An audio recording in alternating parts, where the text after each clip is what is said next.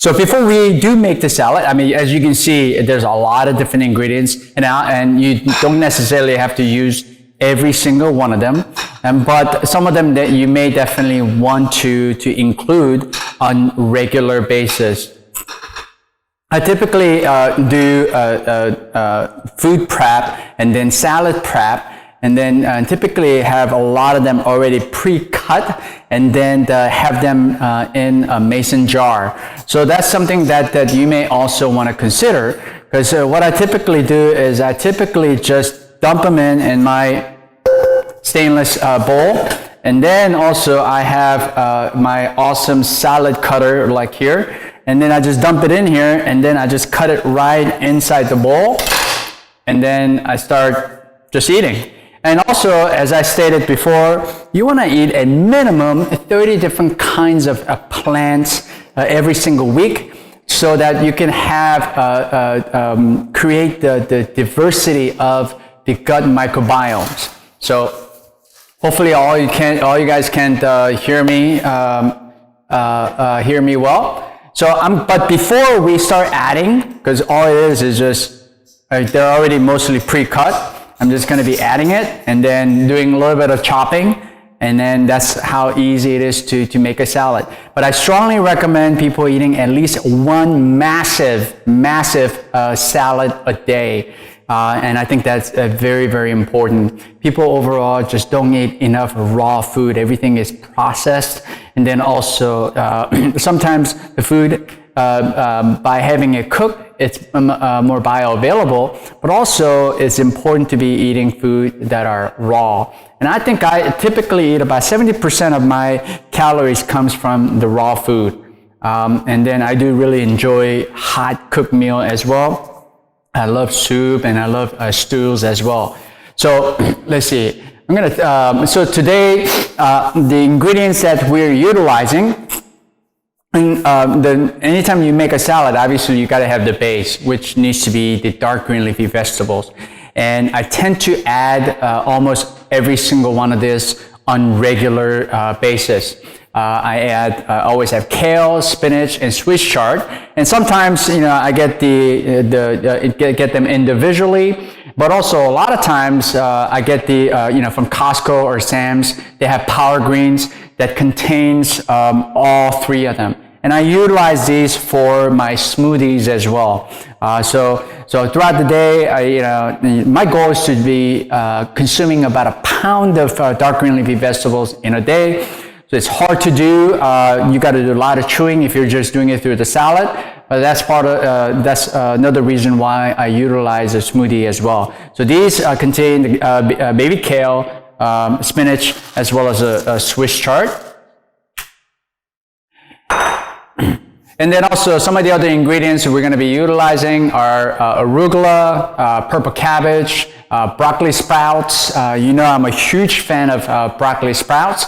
And then also we have videos on how you can sprout the broccoli sprouts as well. And then the broccoli and radish. Overall, I really love cruciferous vegetables because they're so healthy. And then they also are considered one of the best anti-cancer food.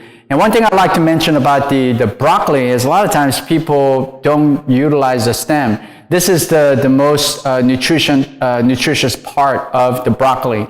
And then also when you are chopping the broccoli, and you don't want to consume them immediately, or also you don't want to cook them immediately either. Once you chop them, you want to let it sit there for about 45 minutes, because for all cruciferous vegetables, you want to obtain what we call sulforaphane. And that is the most anti-cancer food. It also helps you detoxify a lot of the toxins in your body. And studies have shown that it can really enhance your brain function as well. One of the, and then this is what it looks like, broccoli sprouts. And one of the studies even showed that having kids with autism consume the broccoli sprouts on a regular basis, it enhances their brain function by 50%. And so that's tremendous. So something that I highly recommend. And also typically add tomatoes, carrots, celery, avocado, sweet peppers, blueberries, goji berries, and apple, or any other fruits that we have around. And then usually both our refrigerator and freezer is just packed with different kinds of either vegetables and fruits. And then also I freeze a lot of them also so that they last longer. And I typically use the frozen ones in my smoothies. And then also we want to consume a lot of legumes.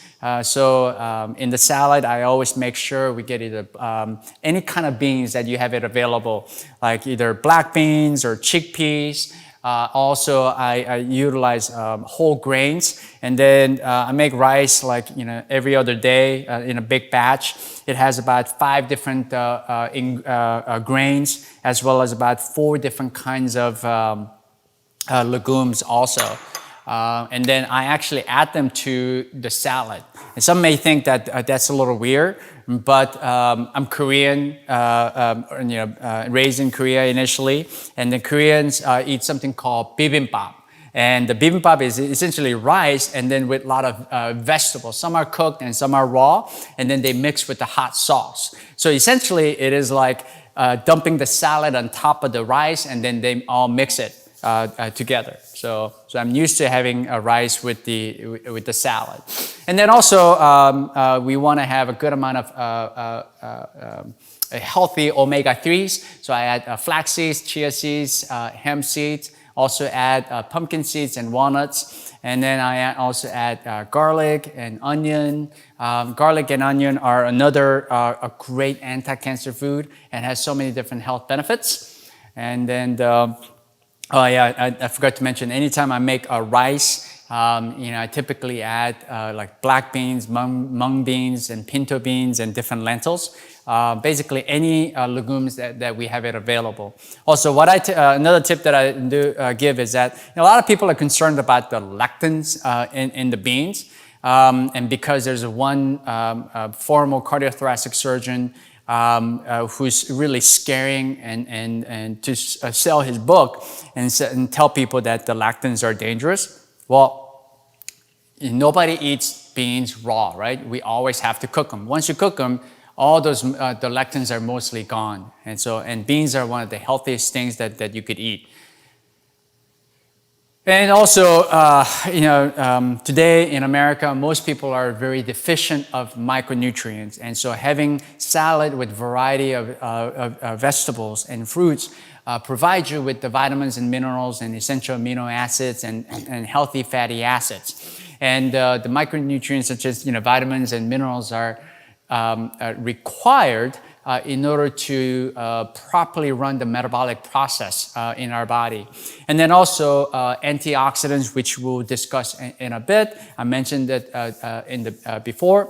And also the plants themselves have, they're considered the aromatic plant compounds such as polyphenols and flavonoids. That is there to really protect the plants themselves, but also it stresses us just a little bit, but it really stimulates healthy benefits from our cells. Okay? And then what does aromatic compounds do for us? They actually activate a lot of the genetic pathways to help us optimize our health. And they either inactivate what they call phase 1 biotransformation enzymes, and that converts the procarcinogens, things that causes cancer, into active carcinogens. And so they inactivate that particular enzyme. And then also it activates the phase 2 detoxification enzyme as well. And then it also activates anti-inflammatory genes and also activate the antioxidant genes as well. Okay? And I always talk about fiber. Because I eat a whole food plant-based, everyone always asks, how do you get your protein? Well, my question is, how do you get your fiber? Right? Average Americans consume only about 10 grams of fiber per day. And USDA recommendation for men is about 38 grams, and for women is 28 grams, but that is not enough. to really have optimal health, you need to be consuming over 60 and even to 100. Like Tanzanian hunters and gatherers, they're really more of a gatherers and hunters. They consume about 100 to 150 grams of fiber per day. And they have no evidence of heart disease, cancer, diabetes, obesity, or typical chronic disease that the Americans and Western civilization suffers from. And then also, the eating fibers gives us the fermentable fiber. And the fermentable fibers are really for our microbiomes, gut bacteria in our gut. And we have over 100 trillion of them.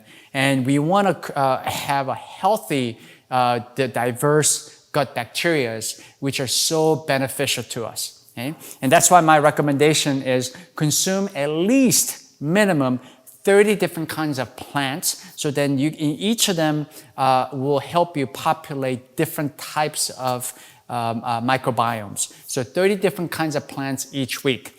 And so today what we have here is, I think we have nearly almost 30 different kinds of plants here on our table. And then also, there are different kinds of fibers like pectins, which are found in berries, and then also apple.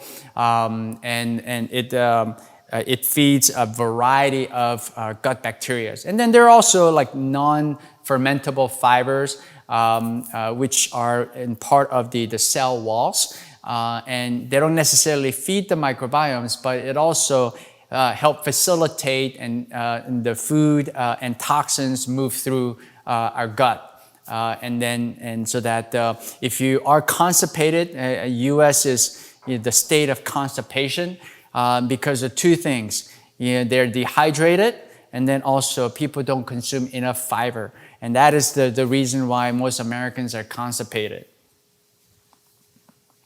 Okay, I talked about the antioxidants. And so most people know that antioxidants are healthy. However, many don't know what they are, right? So simply put it, the antioxidants are the substance that basically help us prevent damage to our cells and then also to our DNA.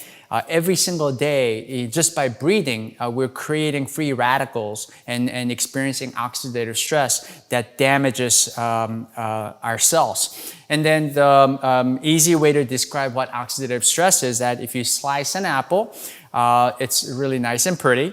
However, you let it sit there for a few hours, it turns brown, right? Just like this apple right here. This was cut maybe about half an hour ago, and it was really nice and white, mostly white.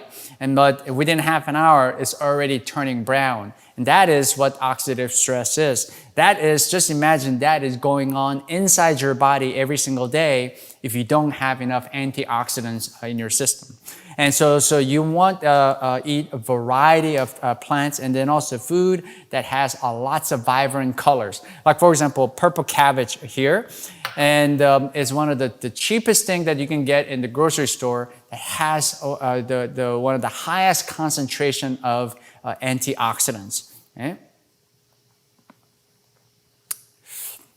And then also having a lot of greens, they're filled with the magnesium, which is a very, very important mineral. It serves as a cofactor for over 300 enzymes in our body.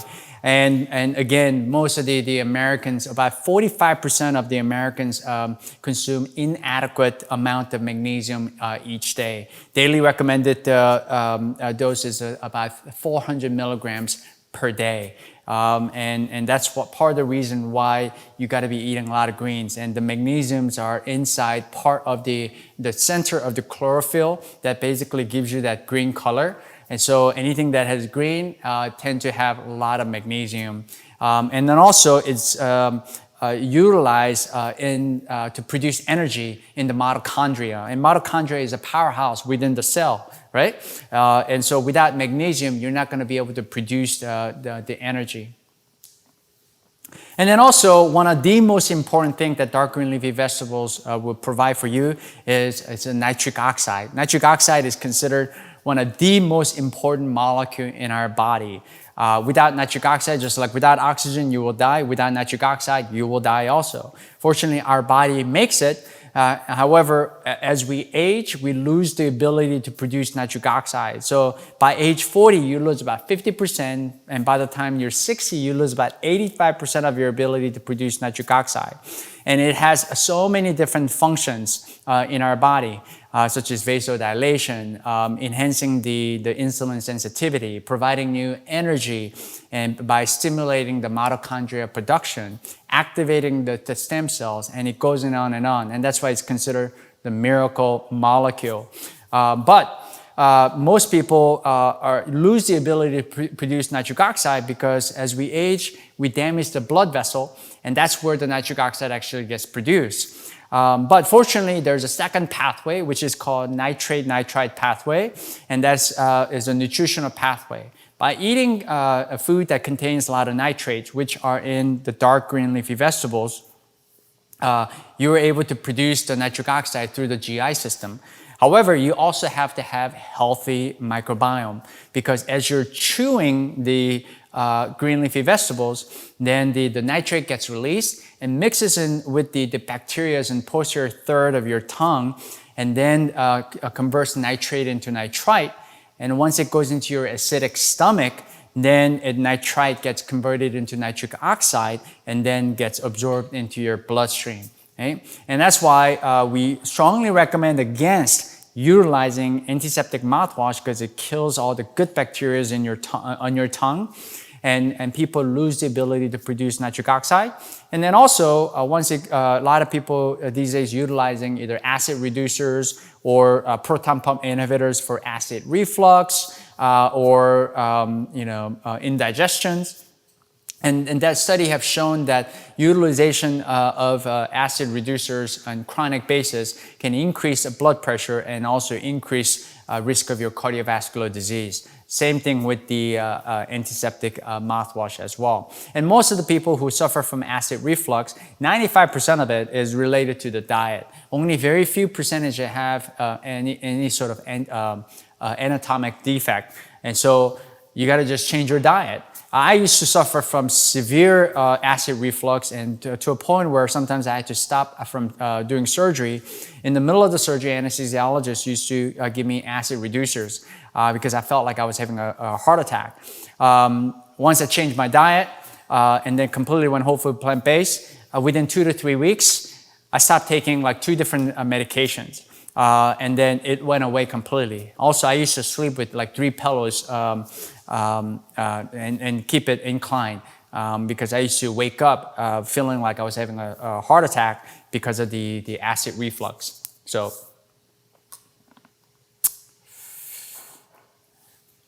all right, and also greens provide you with they're great source for vitamin K1 as well. And vitamin K also serves as a very important cofactors and plays a very important role in coagulation.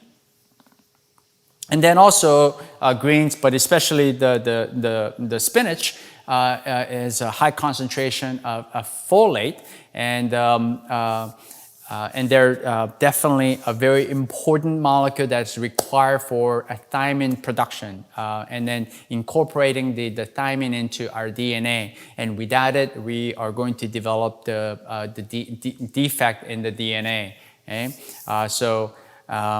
The folate plays a very, very important role in epigenetics. So, and then also finally, before we start making the salad, I want to again talk about the cruciferous vegetables. They're like the cabbage, broccoli, kale, right? And they produce a very, very important molecule, sulforaphane. And way it's made is that just, right now, even this broccoli doesn't have the sulforaphane. It has to be made. Once you slice it and then breaks the cell wall, the enzyme myrosinase comes out and then mixes in with something called glucoraphanin, and then it actually then becomes the sulforaphane. And the broccoli sprouts here, it contains about 50 times more sulforaphane than the mature broccoli. That's why we strongly recommend people sprouting. You can get them at like Whole Food and Sprouts also, but they're actually for a very small quantity. It's like a fistful is about $5. But if you sprout them at home, it just costs pennies. And again, it inhibits the phase 1 biotransformation enzymes that basically, this particular enzyme converts a pro-carcinogen into active carcinogen. So by inhibiting this enzyme, you're actually preventing cancer formation. Also, it activates phase 2 detoxification enzyme as well, and that decreases the damage to the DNA by reducing the inflammation and the reactive oxygen species. So again, I strongly recommend consuming as much as possible and frequently cruciferous vegetables. And then we have let's see. The sweet pepper or bell pepper actually contains more vitamin C than the citrus fruits, and that's something that most people don't know.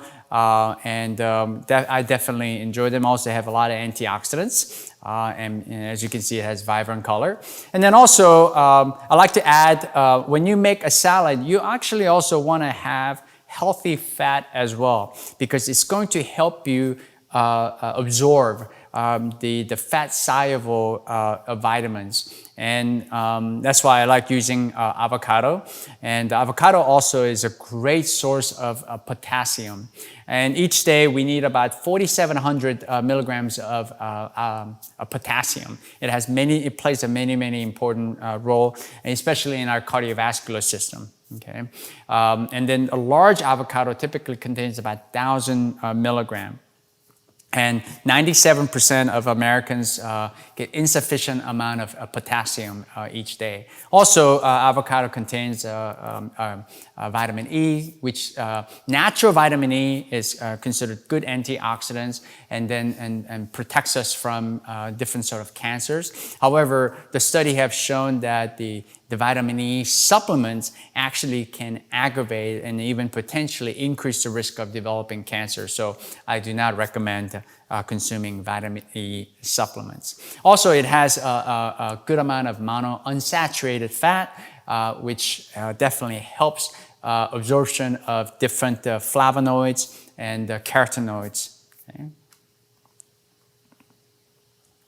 And then also, I always enjoy blueberries because it also has a lot of antioxidants, and then also is high in anthocyanin, which activates a gene NRF2, which functions as triggers the whole anti-inflammatory process.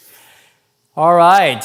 So, and then a few other things, I definitely like to add, like either flax seeds. For smoothies, I like to get the actual seed themselves because I don't want to get it oxidized. But then obviously for the salad, I get the milled or grounded flax seeds, or I typically mill it myself. And then we got the chia seeds and then also hemp seeds. And flax seeds and chia seeds are great source of healthy omega-3s. And they have a great omega-3 to omega-6 ratio. So they're very anti-inflammatory as well. And then the walnuts also provides a good amount of healthy omega-3 as well as pumpkin seeds. But I like to add things that adds a texture to my salad as well. Okay? And also I add things like the celery, which is again great source of fiber, and then also contains a compound called luteolin, which is a flavonoid that really helps you decrease inflammation. And then also it reduces the expression of certain genes that are involved in inflammation as well. So, all right, so I am going to just add them on, pretty easy, because once they're already all slide, all I gotta do is just dump them and then eat them. So I added the kale, spinach, and Swiss chard. And then I like to add arugula. Arugula, pound per pound, has the most amount of nitrates. And then again, we want to consume a lot of natural nitrates coming from the plants. because it helps you produce a nitric oxide. Okay? And then the carrot, celery. I also like to add some parsley as well. Has a lot of benefits that are similar to celery. And then the sweet pepper, broccoli. These have been cut about 45 minutes ago. So, and then purple cabbage. Radish, which is in part of the cruciferous family. And then I like to also add fresh garlic. I always look for ways to use fresh garlic as well. They're very great anti-cancer food. And then some onion. And I love adding apples to my salad. Not only it adds textures, but again, I probably consume about 3 whole apples per day. And then the pumpkin seeds, another great source of complete protein. Walnuts. Hemp seeds. Hemp seeds are great not only for omega-3s, but they also are a great source of protein as well. Same thing with the chia seeds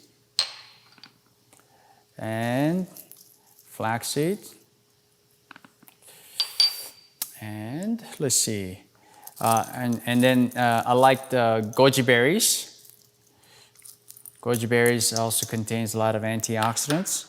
And then I like adding the chickpeas. Lots of blueberries. These are black beans. And as I promised, I have my whole grains and additional legumes. And then the avocado.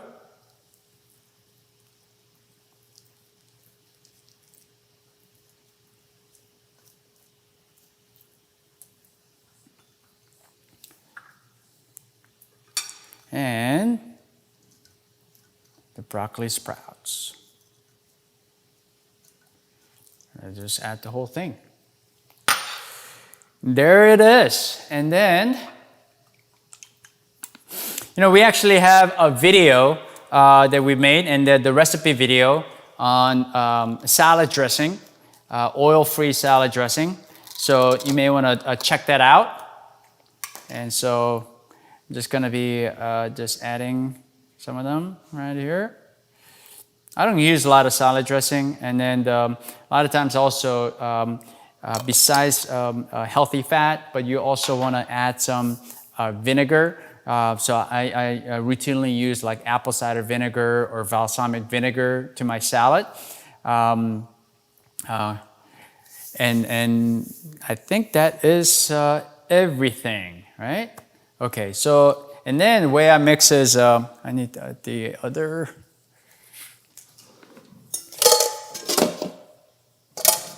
I just shake it. Okay, so most people think that this is for like several people. I don't know if you can really appreciate how big this salad is. And I should probably make a YouTube video of me eating this whole thing, because this is usually for lunch, I eat the entire salad. So.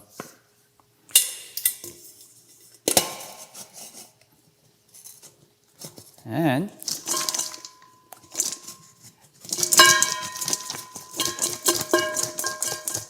this is how I mix my salad. We have some questions in the chat that we'll get to. Yeah. After this. Yeah, we'll definitely get to the questions. I wonder if there's any questions on Facebook. I'll check. Yeah. The other thing too is you mentioned we have that dressing recipe that you just talked about. Uh-huh. This week we have a oil-free, plant-based ranch dressing recipe that Oh. we're posting up as well. So there are 2 different recipe Okay. options. Yeah, so this week, the new salad dressing recipe video is coming out. It's oil-free, plant-based ranch salad dressing. So, oh yeah, by the way, I show this. A lot of times also, I just dump all the salad into the bowl. And then, rather than slicing them individually, if I'm busy, I use one of these. And then I just basically slice them all in the bowl like this.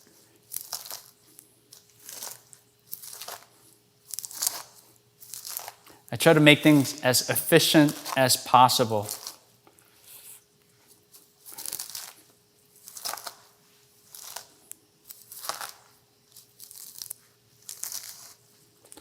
There it is.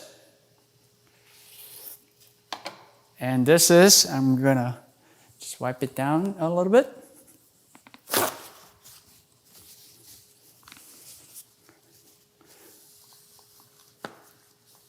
This is our super daily salad. And you can just make a variation of it. I think the most important thing is add as much dark green leafy vegetables as possible. And then add some omega-3s through flax seeds, chia seed, or hemp seeds. And then also add some healthy fat. So like the flax seed also obviously has some healthy fat, but also add avocado. And then also add some legumes. So not only great for a lot of great micronutrients, but also great amount of fiber. The fibers are mostly in the legumes and whole grains. So you want to consume them as much as possible. So what I typically recommend is very similar to like the Daily Dozen, like Dr. Michael Greger. But I typically consume about 5 or 6 servings of fruits every day. I typically say eat as much fruits as you want. I eat about anywhere from 5 to 7 servings of vegetables every day. I do a minimum 3 servings of beans, probably more like 4 servings of some form of beans or lentils every day. And then about 3 to 5 servings of whole grains. And I tend to mix a lot of different ones. Like for example, this right here has brown rice, quinoa, barley, and millet. And then also black rice, black beans, mung beans, pinto beans, and the lentil. So just invest in a rice cooker or Instant Pot. We have both at the house. So, and now here it is. Okay, so John in the chat is asking, you said to let cruciferous veggies sit after cutting for 45 minutes for potency? Yeah, so what happens is this. About half an hour to 45 minutes, that's the most optimal time. So the cruciferous vegetables, the sulforaphane doesn't exist. Sulforaphane actually gets mixed when you chop them and then also when you're actually chewing them. So when the cell wall actually breaks, the myrosinase, the enzyme comes out and mixes with the glucoraphanin. And then that mix creates the chemical sulforaphane.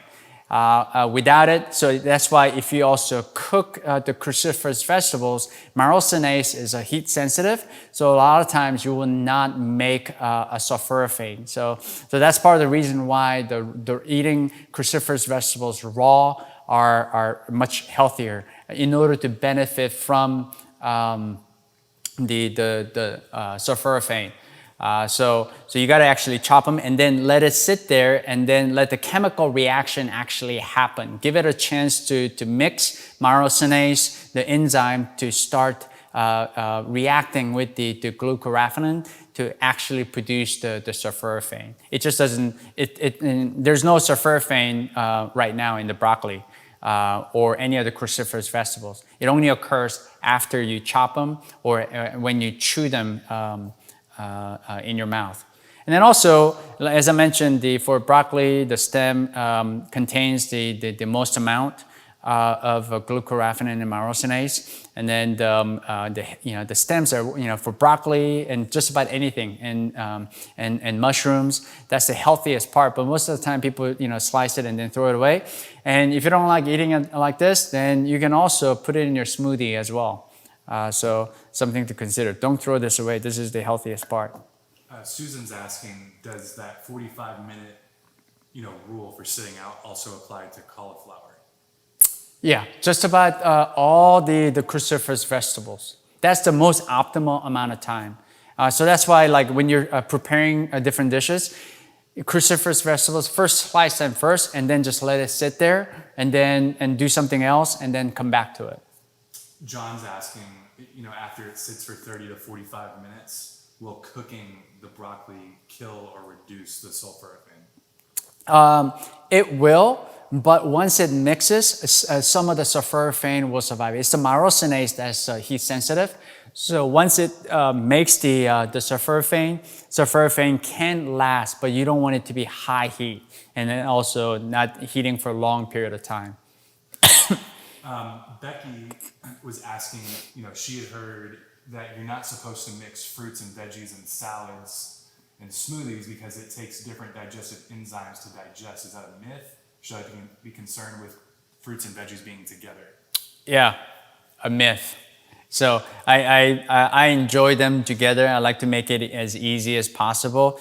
I think a lot of times there's different people want to sell different enzymes or there's a lot of different myths around it.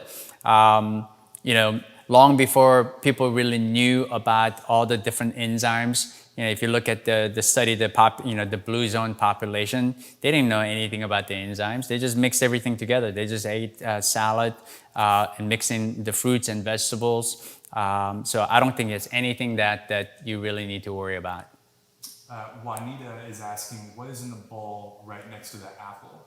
And then besides red cabbage, what else is a good source of antioxidants? Oh, so first, everything that's on here has antioxidants. They all have different types of antioxidants. And so they're right next to the apple. Here's a celery, and then here's a parsley, and then here's chickpeas, here's carrots, and then here's the goji berries, right? And so the vegetables and fruits in general, they all have antioxidants. And so among the fruits, berries tend to have more antioxidants. And we measure them through something called ORAC score. And the berries typically range around 4,500. And then the herbs and spices takes it a whole nother level. Like ginger has about 40,000 ORAC score. Turmeric, many people know that is very, very healthy, right? It's a very strong antioxidant. It measures about 127,000. And then the Amla, which is an Indian gooseberry, is about 261,000. And it is the most antioxidant food that you can consume on the planet. There's really nothing that's more antioxidant than Amla, which is also known as Indian gooseberries. Only thing is it tastes really bad for a lot of people. It's extremely sour, and they also make it into a powder. And some people describe it like it feels like a dirt. But if you can certainly add it to the smoothies, or there's some capsules and supplements that you can take, which has an extract from the Amla, the Indian gooseberries. But the food, you want to eat variety, because certain ones have more antioxidant than the others, but they all also contain something different. So easy way to remember is if it has a really vibrant color, then it has a lot of antioxidants. Like you got the bell peppers. It has a great amount of antioxidants, lots of vitamin C, which are antioxidants also. Purple cabbage, even broccoli. Just about everything that's on here has antioxidants. So the plants have antioxidants. The animal-based products have barely, minimum, virtually none. And that is why the animal-based products tends to create a lot more inflammation. There's really nothing healthy about it, right? But it's the plants that contain the fiber, antioxidants, aromatic compounds, all the things that is going to help you to heal your body. So Dennis is asking, does putting the salad ingredients into a blender reduce the benefits? Like essentially what I do is I drink my salad also, right? Like into a smoothie. And so there's certainly advantages and disadvantages. Well, if you make it into a blender, or I guess depending on if you're talking about blending it to chop it up and then eat it as a salad, I mean, I think that's perfectly fine. And even as a smoothie, that's perfectly fine also. When you make it into a smoothie, you want to make sure you do it very slowly because drinking it fast can raise the blood sugar. Even you contain the fiber, much of it is separated. So when I drink a smoothie, I don't gulp it down. I typically just sip it throughout the day. I think using the blender, most of the time it's only for a brief amount of time, and so it's not going to generate the heat to disrupt the micronutrients. Odwin is asking if you could repeat what our daily fiber intake should look like in terms of like the amount of fiber we want to get. Yeah, my goal, which is it's very hard to do with the modern diet, my goal is to consume about 100 grams of fiber per day. I think I achieve on average about 60 to about 80. But my goal is always 100 because, like for example, if you go to like Tanzania, their tubers, kind of like the potato, their version of potatoes and sweet potatoes, it looks like a tree trunk. And then it contains so much more fiber than any of our vegetables. So it is more challenging to get as much fiber as we really should get. But I think your goal really should be at minimum about 60 grams of fiber per day. More you get, it's actually better. And the USDA daily recommended dose is just really not enough. It's a bare minimum that you need. Okay, and then we've got Becky asking, does eating a lot of fruit daily cause fatty liver? No, that's another myth. I know even type 1 diabetics who consume probably like 5 bananas and 6 mangoes a day. You got to be insulin sensitive. And fatty liver disease happens because you eat way too much fat, especially animal-based fat. And the root cause of insulin resistance is actually a few different things. It's inflammation. It's also intramyocellular lipids. It's the fat inside the cell. And then also depletion of nitric oxide, because nitric oxide plays a vital role in placing the glucose transporter, it's called GLUT4, onto the cellular membrane. It's like placing a door on the wall, because if you don't have the door, you can't come inside the room, right? So the same thing with the blood sugar. If you don't have the transporter, even with the insulin there, you're not going to be able to come in. That is the insulin resistance. And then also too much fat inside the skeletal muscle and the liver disrupts that insulin signaling pathway. That causes insulin resistance also. So by getting rid of the fat, especially saturated fat, then you will become much more insulin sensitive. And we've seen many patients who have a fatty liver disease very quickly reverse that disease. Cindy was asking about the dressing, which one we used, and just to clarify, this one is on the website right now, and that's the French dressing recipe that we just put up. Yes, this is on the website, and we have the video recipe for it. And that and then the ranch recipe coming out this week can both be made in less than 10 minutes. Yeah, it can be made. It's very easy to made in 10 minutes. I'd like to go back and mention about the fruits. The World Health Organization stated that the insufficient consumption of fruits and vegetables is the fifth cause of all the chronic disease. And overall, especially in U.S. and westernized countries, as well as the rest of the world, people have really moved away from eating a lot of fruits and vegetables. And that definitely increased the risk of developing heart disease, diabetes. And a lot of people get confused that, oh yeah, you can't eat fruit because it has too much sugar, so it's going to raise my blood sugar. That's a complete misunderstanding of the whole insulin resistance and potentially developing, elevating blood sugar and developing diabetes. A lot of our patients who were diabetic eat great deal of fruits and vegetables. There's a difference between the simple carbs and refined carbs, and then the carbs that actually comes from this complex carb from the fruits and vegetables. They're attached to fiber, and they're not going to be released into the bloodstream as fast because they're bound to the fiber. So they definitely do not cause the eating carb is not the cause of insulin resistance. It is the fat and then depletion of nitric oxide and inflammation. That is the cause. The carb is nearly an after effect. That's why when people do like paleo diet or ketogenic diet, their blood sugar decreases because they're not eating carbs, period. Right? However, if you give them a banana, instantaneously, because they're so insulin resistant, their blood sugar just skyrockets.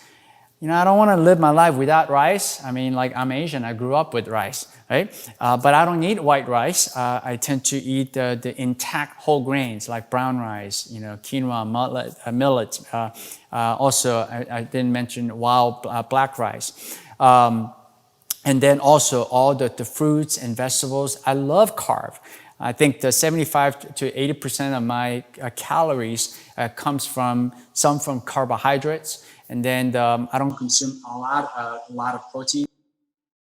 Because I eat mostly whole food, I consume very minimum amount of fat, probably about 10%. And then a lot of people are so focused on protein also. The study have shown that higher amount of protein you eat, it increases all-cause mortalities, which means you'll die much faster. That was with the animal-based proteins. But the one who consume the plant-based protein, they did not have the increase in all-cause mortality. So that's why I believe that the plant is the much better source of protein. Also, but after age 65, you experience something called sarcopenia. You tend to lose muscle mass. So for those individuals above age 65, you may want to consume a little bit more plant-based protein than somebody who's younger. And of course, if you're really active, if you're an athlete, then they obviously need a little bit more protein than the regular individuals. But for most people, I think people tend to overconsume protein, and you really don't have to worry about consuming enough protein, because most people overconsume protein. Okay? That's all the questions in the chat, unless anybody else has anything else. Okay. All right. Well, great. Thanks a lot. I hope some of you had an opportunity to actually make the salad along with us. And if you did, enjoy your dinner. I'm certainly going to enjoy my salad. It's actually a little bit late for my meal, because I tend not to eat after 7 p.m. and then my first meal actually comes around like 9 a.m. because I do time restricted eating, or some people call it intermittent fasting, and I definitely do not eat anything at least 3 hours before going to bed. And so I may save most of this for breakfast or lunch tomorrow. So, but also let us know what you thought about the cook along. Send us an email or write a comment on Facebook at Neogen Nutrition. Or you can also follow me either in Instagram or Facebook at Dr. 1MD, and let us know and see how we can better serve you. Okay? And then we'll also be sending them the recording from tonight. Oh, yes. Later this week. This is also recorded, and so we'll be sending out the recording. But I believe you could probably also catch it from the Facebook Live. It's going to be on the Neogen Nutrition Facebook page. So, all right. Well, then, if there's no more questions, enjoy your salad, and we'll see you next time. Bye-bye.